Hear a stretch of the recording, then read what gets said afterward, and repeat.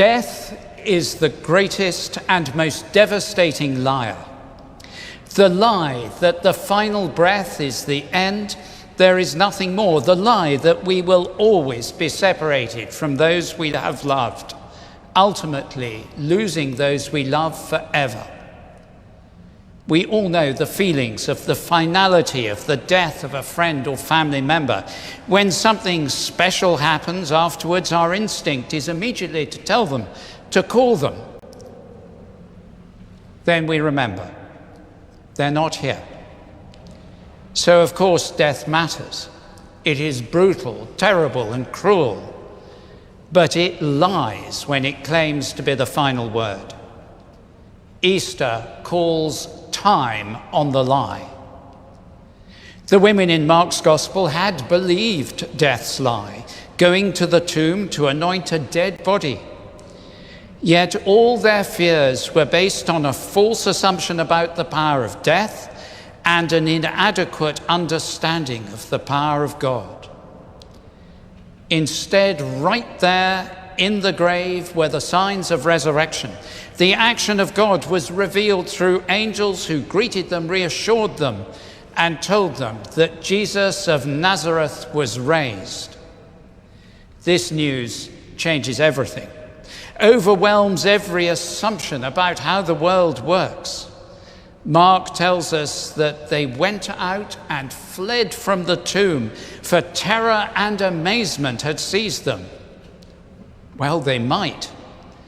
Their whole understanding of things was changed. The truth sets us free. Lies bind us, they enslave us, and no lie binds more tightly than the lies of death.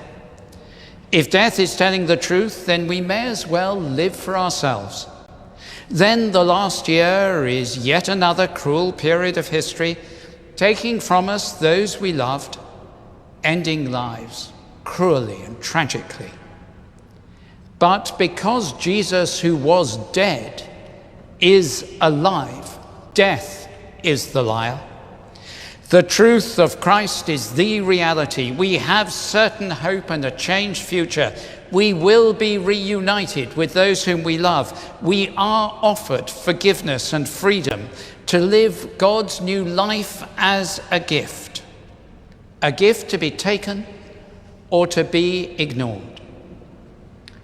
How can we respond? We live in a new world in which everything is changed by the resurrection of Jesus Christ. That has been true for this country for over 1,500 years. It cannot be ignored or forgotten. Not to respond is to respond. For each of us, we can receive this new reality in faith and in experience. Jesus, crucified and risen, is alive today and brings life and hope. The joy and purpose he gave to the disciples is exactly the same as is offered to us today. We are each and all invited to accept that new reality, welcoming the living, dynamic presence of God into our lives, allowing the one who conquers the greatest lie to give us the greatest life. I urge you to take this offer of life today with a simple prayer. Jesus Christ, with all my doubts and all my failings and wrongs, I want you to rule my life. Simple, almost banal, utterly transforming. And for the church, we can live with the risen Christ, doing what he calls us to do. The disciples not only have private hope, but hope for the entire world. That is why the church gets involved with resisting injustice, treasuring our world, tending the needy, including all. It's why Christians throughout the centuries have lived with compassion and love for all who are excluded and marginalized. They breathe the oxygen of hope.